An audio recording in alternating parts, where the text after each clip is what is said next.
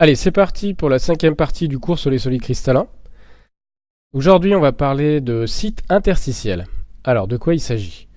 Rappelez-vous, la dernière fois, on était en train d'étudier un type de cristallisation possible, un réseau possible pour des métaux, et notamment le fer gamma. On a pris l'exemple du fer gamma. Et donc, cette structure, c'est le réseau cubique face centré.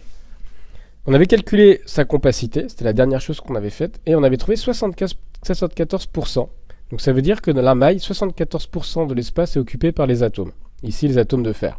Donc ça veut dire qu'il reste 26% de vide dans la maille. Donc de ce qu'on va appeler de lacunes ou d'interstices, d'où le nom site interstitiel. Alors là, on va se poser la question de ce qu'on peut insérer en fait dans ces lacunes. Alors, dans un premier temps, on va essayer de les repérer, en fait, ces lacunes. Où est-ce qu'il y a de la place pour mettre un atome étranger? Alors, regardons à nouveau la maille. Donc voilà la maille cubique face centrée. Donc, on va supposer qu'on a affaire à nouveau au fer. Et on va chercher où on peut mettre quelque chose. Je vais repérer ça en rouge. Alors, vous voyez déjà qu'au centre de la maille, il n'y a rien du tout. Donc, on peut se dire qu'on pourrait mettre un atome ici au centre de la maille. Où est-ce qu'il y a de la place encore? Regardez. Eh bien, au centre des faces, on a mis un atome, mais au niveau des arêtes, il y a quand même de la place. Donc, si on se met au centre de chaque arête, on pourrait peut-être mettre ici, insérer un atome. Donc, comme il y a 12 arêtes, a priori, il y a 12 sites ici. Voilà. OK? Alors, ces sites que j'ai représentés ici en rouge, on peut montrer sur un réseau, en fait, en regardant le réseau dans sa globalité, mais pas seulement une maille, ou en réfléchissant un peu, que en fait, ils sont tous identiques, que ce soit celui qui est au centre de la maille ou ceux qui sont sur les arêtes, sur les milieux des arêtes.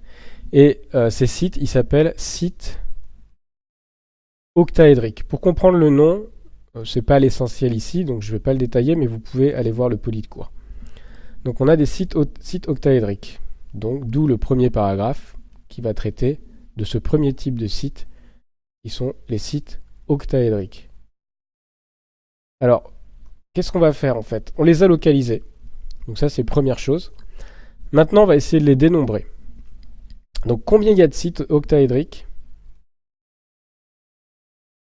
dans la maille, dans une maille? Alors, je vous laisse compter. Et il va falloir compter un peu comme on avait compté la population ou la multiplicité d'une maille. Donc, je vais appeler ça NO, le O voulant dire octaédrique. Et on y va au compte. Donc, essayez tout seul, et puis moi, je donne la réponse. Alors, évidemment, il y en a un qui est assez simple, c'est celui qui est au centre de la maille. Clairement, il appartient à la maille en propre, et donc ça m'en donne 1 déjà. Plus. Alors, naïvement, si je compte en fait tous les sites qui sont au milieu des arêtes, je vais en compter 12 de plus. Mais, n'oubliez pas, en fait, que ces sites, ils sont partagés par d'autres mailles. Donc, en fait, une arête, elle est partagée par 4 autres mailles. Donc, par exemple, cette arête-là, elle est partagée par la maille qui est à gauche, à droite, pardon, la maille qui serait à droite, et les deux mailles qui seraient derrière. Donc, finalement, ce site-là, il est partagé, comme l'arête, par 4 mailles. Et donc, on a 12 sites comme celui-là. Donc, on a 12, mais fois 1 quart, que partagé par 4 mailles. Et au final, ça me donne 4 sites octaédriques. D'accord? Donc, n'oubliez pas qu'il y a d'autres mailles à côté, s'il faut représenter-les. Très bien. Donc là, pour le moment, on a vu on a localisé un type de site qui s'appelle site octaédrique. On a réussi à déterminer qu'il y en avait 4 par maille. Et maintenant, on va traiter de l'habitabilité de ce site. Alors, qu'est-ce que c'est que l'habitabilité d'un site dans un cristal? Alors, c'est simple, hein, c'est essayer de quantifier ce qu'on peut y mettre. Et donc, plus précisément, ça va être le rayon maximal de l'atome qu'on peut insérer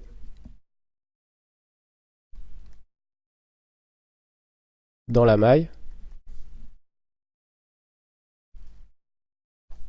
sans la modifier. Ça, c'est très important. Ça veut dire qu'il ne faut pas écarteler la maille. Si j'écartèle la maille, évidemment, je peux mettre à peu près, je peux imaginer mettre à peu près tout ce que je veux, hein. Donc la maille, elle doit être inchangée. Et donc, en particulier, il va y avoir la tangence entre plus proches voisins qui est préservée. Donc tangence entre atomes plus proches voisins préservée.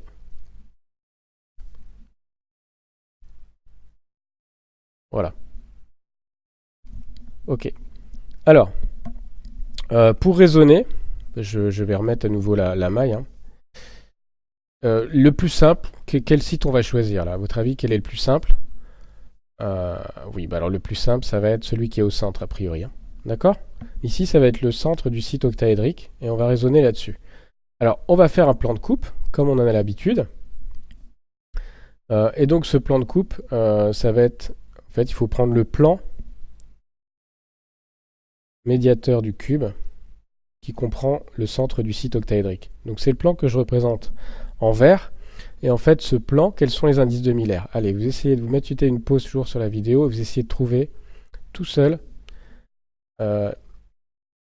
les indices de Miller de ce plan-là. Alors, ce plan-là, en fait, il est parallèle. Alors, il faut que je mette des axes, hein, si je suis rigoureux. Donc là, l'axe C, l'axe A, l'axe B. Donc, il va pas couper ni l'axe B ni l'axe A, c'est-à-dire il va les couper en l'infini. Donc, 1 sur l'infini, ça fait 0, 0. Et il va couper l'axe C, en 1 demi, et donc 1 sur 1 demi, ça va faire 2. Donc ça, c'est le plan 0, 0, 2. Et donc, on va représenter ce plan. Alors, le plan 0, et donc je vais le faire en vert. Alors, qu'est-ce que ça va être? Là, il faut réfléchir. Ça va être... On réfléchit, allez. La distance entre les atomes, là. Les diagonales. Si vous regardez les diagonales, en fait, elles ont une longueur A, les diagonales de ce carré. C'est un carré, hein. Donc, je vais représenter ce carré. Un carré de diagonale A. Et en fait, qu'est-ce qu'on a au bout? Au sommet du carré, on a des atomes de fer. Et en fait, ces atomes de fer, si je regarde par exemple celui-là et celui-là, en fait, ils sont plus proches voisins. Plus proches voisins. Donc ça veut dire qu'ils sont tangents et ils sont distants de racine pardon. Ils sont distants de A sur racine de 2. D'accord? Donc les côtés ici, en fait, le carré, il est de côté A sur racine de 2. Ça, c'est ce qu'on avait démontré, hein. Je regardais la démonstration de la tangence. C'est la coordinance, hein. Les plus proches voisins, ces deux-là, ils sont plus proches voisins. Ça fait partie des plus proches voisins. Donc, il faut repartez sur la coordinance. Donc, si je veux représenter ça, je vais représenter les atomes au sommet. Et ils vont tous être tangents, les uns avec les autres. Et en fait, ils se situent ici. Alors, en fait, je ne vais pas faire le plan comme ça. C'est pas une bonne idée. On va faire le plan différemment. On va faire le 2, mais on va pas le représenter avec un carré comme ça. On va faire beaucoup plus simple. On va prendre le plan 2-2, mais comme ceci. Plus naturellement, en fait. Tac. Tac. Tac. OK? Et on y va. On représente ce plan-là. Ça va être plus naturel, en fait, comme carré. Alors, du coup, là, je vais avoir un carré qui a un côté A. Là, c'est évident. C'est pour ça que c'est plus simple.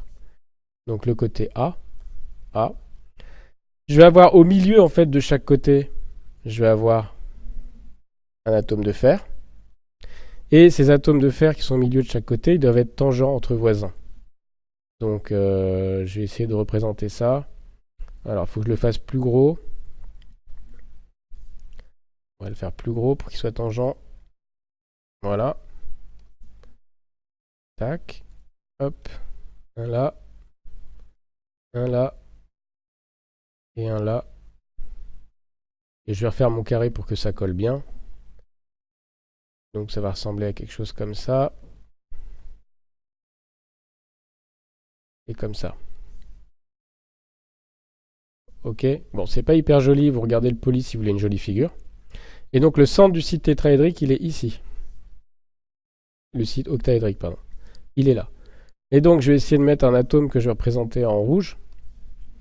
Et donc vous voyez que l'atome que je vais pouvoir insérer, alors normalement il va être tangent au 3. Donc c'est pas, il n'est pas très rond là, mais c'est ma figure qui n'est pas très très propre. Et voilà ce que j'obtiens. Ok. Et maintenant, il va falloir déterminer la taille de ce site. Alors pour déterminer la taille de ce site, on va regarder la longueur que je vais appeler x, que je vais représenter en violette. Donc cette longueur-là, x, qu'est-ce que ça vaut? Alors d'une part, x, ça vaut tout simplement a. Ça, c'est pas compliqué. Mais ça vaut aussi 2 fois r, où r, c'est le rayon d'un atome. Ça, c'est r. Et si j'appelle... Alors, RO, je vais essayer de refaire mon atome. Alors, tant pis s'il n'est pas tangent là-bas. RO, j'ai 2 fois RO, c'est le rayon du site octaédrique, ou c'est-à-dire le rayon du plus grand atome que je peux insérer sur un site octaédrique. Très bien. Reste, en fait, je vais avoir RO en fonction de A. Mais je sais qu'il y a toujours tangence entre les plus proches voisins, donc ça veut dire que R égale A sur 2 racines de 2. D'où finalement, quand on fait les calculs, on va obtenir RO égale A sur 2, facteur de 1 moins racine de 2 sur 2. Voilà la taille du site octaédrique. Vous voyez, c'est le même genre de calcul que pour le calcul de la compacité. Là, on veut déterminer un rayon. Ici, ce n'est pas un rayon des atomes, mais c'est le rayon du site, en fonction du paramètre de maille. Alors, on fait l'application numérique pour se donner une idée un peu de la taille de ce site. Alors, l'application numérique, on avait A, il me semble, de mémoire, qui est autour de 360 picomètres, à peu près comme ça. Donc, R0, ça va être de l'ordre de quoi? De 180, ça c'est A sur 2, fois 1 moins racine de 2 sur 2. Racine de 2, c'est à peu près 1,4, donc ça fait 0,7. Ce 1 moins 0,7, c'est 0,3, c'est à peu près un tiers. Et donc, un tiers de 180, c'est à peu près 60 picomètres. Donc, c'est petit, hein, c'est relativement petit. On ne peut pas mettre grand-chose dans un site octaédrique. Bien. Alors, on a vu les sites octaédriques. Mais est-ce qu'on peut pas mettre des atomes ailleurs, finalement? Est-ce qu'on ne peut pas choisir d'autres positions? Eh bien, en fait, si. Il y en a un autre. Et ça s'appelle les sites tétraédriques. Et on va faire exactement le même travail, c'est-à-dire qu'on va les localiser, les dénombrer et étudier leur habitabilité, c'est-à-dire déterminer le plus grand rayon de l'atome qu'on peut insérer dans la maille sans la modifier. Alors je vais remettre la maille. Voilà, donc ça c'est la maille du réseau cubique face centrée. On va supposer aussi qu'on a un cristal de fer, comme précédemment. Donc ici on a les atomes de fer. Ok. Et alors, où ils sont ces sites? Eh ben, pour les localiser, je vais découper en 8 petits cubes le grand cube de la maille. Donc je vais découper, alors pour ça je vais le découper 4 fois en 2. Avec la règle ça sera mieux. Donc une fois suivant ce plan, on va essayer de faire ça bien. Une fois suivant ce plan là.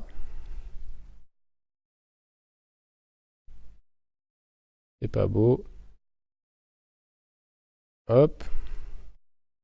Une fois suivant ce plan là.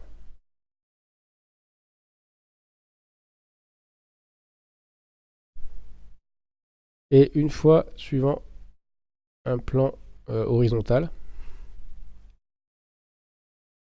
Comme ça. Et puis après, je vais retracer quelques lignes pour bien faire apparaître les cubes. Et là, vous voyez que j'ai découpé en 8 petits cubes élémentaires. Et ces petits cubes, ils ont un côté A sur 2. Alors, je vais vous en faire apparaître un en orange. Je vais faire apparaître ça en orange. Donc, je vais prendre par exemple celui-là. Celui qui est en bas, tout à gauche, en bas devant à gauche. Et je vais le repasser en orange. Ok, donc ça c'est un des 8 cubes. Ça c'est sa face supérieure, la face avant, la face de droite, la face de dessous et la face de derrière. Ok, donc voilà le 8e de cube. Et alors qu'est-ce que c'est en fait un site octaédrique, tétraédrique? Et bien en fait c'est le centre de ce 8e de cube. Donc je vais représenter par un point le centre de chacun des 8e de cube.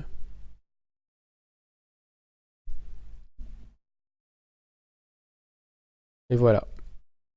Ok, le cube, il a une arête A sur 2.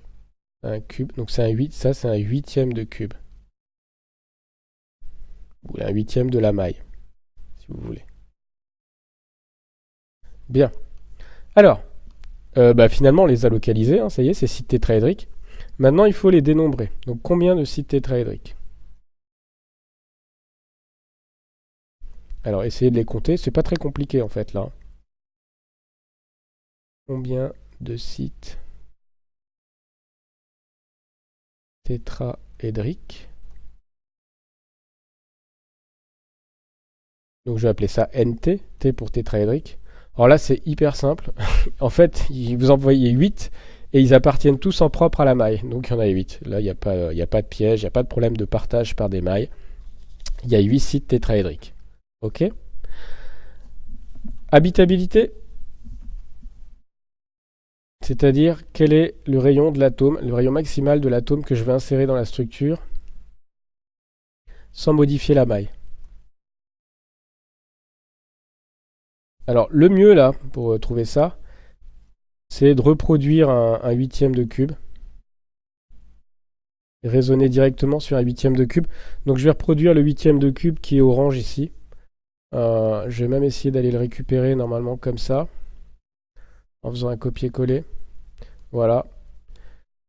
J'enlève ça qui ne m'intéresse pas. Ok.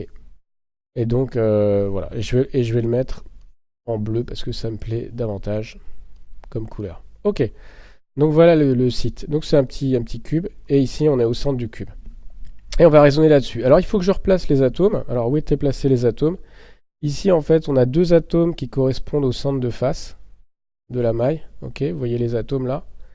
Et ici on en a un qui correspond à un sommet. Et là au centre de la maille du bas. Voilà. Et c'est ces atomes là en fait qui vont être tangents à l'atome qu'on veut insérer. On va raisonner dans le plan. Alors je vais quand même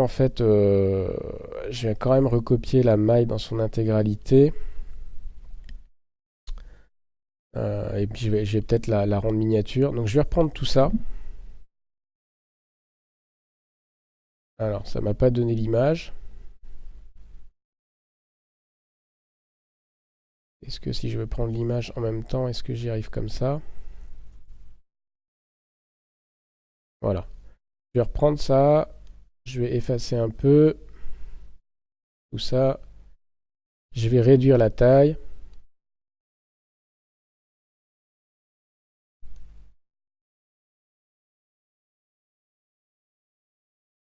Ok. Et je vais remettre site tétraédrique. Tac. Ok. Alors mince, j'ai pris un morceau. Ok, j'ai tout cassé. Allez, je répare mes bêtises. Voilà, je lui rends son arête et son atome. Alors pourquoi en fait pourquoi j'ai repris la maille là? C'est juste pour vous montrer le nom du plan sur lequel je vais raisonner. Alors on va raisonner dans un plan qui est le plan... Alors finalement on a le cube orange là, hein, parce que le petit cube que j'ai extrait c'est le cube orange. Donc ça c'est ça. Et je vais raisonner dans un plan que je vais représenter en vert, qui est celui-là. On va mettre plus épais. Tac. Je vais raisonner dans ce plan là. D'accord? Alors, si je refais bien mon site, il doit apparaître au milieu de ce plan-là, parce qu'il est au centre du cube. D'accord? Voilà. Et donc, ce plan, c'est celui-là aussi. Et je voudrais que vous donniez les indices de Miller de ce plan. Alors, qu'est-ce que c'est que ce plan? On regarde où est-ce qu'il coupe. Alors, il coupe A, B, C. Alors, on se remet les axes. A, B, C. Alors, il va jamais couper C. Donc déjà, en fait, j'ai 0 ici. Ça va? C'est 1 sur l'infini. Ou C sur l'infini. Ensuite, pour les deux autres. Alors, il coupe A, ça c'est facile. Il coupe A en 1 demi. Donc 1 sur 1 demi, ça fait 2. Ok? Et B, il va le couper en, vous réfléchissez, ok, moins 1 demi. Alors, il faudrait mettre moins 2. Mais en fait, moins 2, on le note 2 barres. Donc ça, c'est le plan 2, 2 barres. Ok, je représente le plan de 2 barres. Alors, qu'est-ce que c'est le plan de 2 barres? Le plan de 2 barres, ça va être un rectangle. Hein. Ça va être un rectangle parce que ici, en fait, j'ai A sur 2. Je vais reprendre les distances. Alors là, j'ai A sur 2 parce que c'est en fait la hauteur de l'arête du huitième de cube. Et ici, qu'est-ce que c'est? C'est la diagonale d'un carré. Diagonale d'un carré. D'un carré de côté A sur 2. Or, maintenant, vous avez compris qu'il faut savoir que la diagonale, c'est racine de 2 fois la longueur du côté. Donc la longueur, c'est racine de 2 fois A sur 2. Ok? Donc ça me fait un rectangle. Parce que racine de 2 fois A sur 2, c'est plus grand que A sur 2. Donc ce plan, c'est un rectangle. Je représente ce rectangle.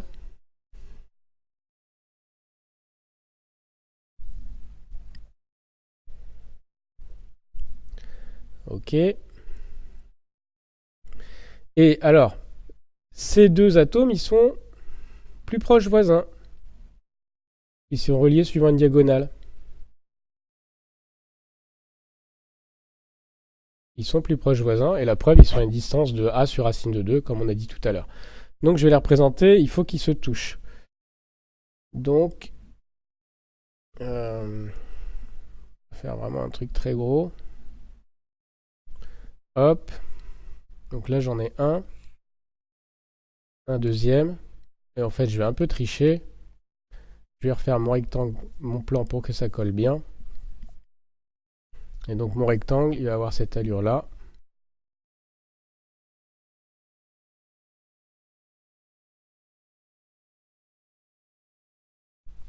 Comme ça. Ok, ici j'ai la distance A sur 2. Là, j'ai la distance A sur racine de 2. Et mon site tétra, il est ici.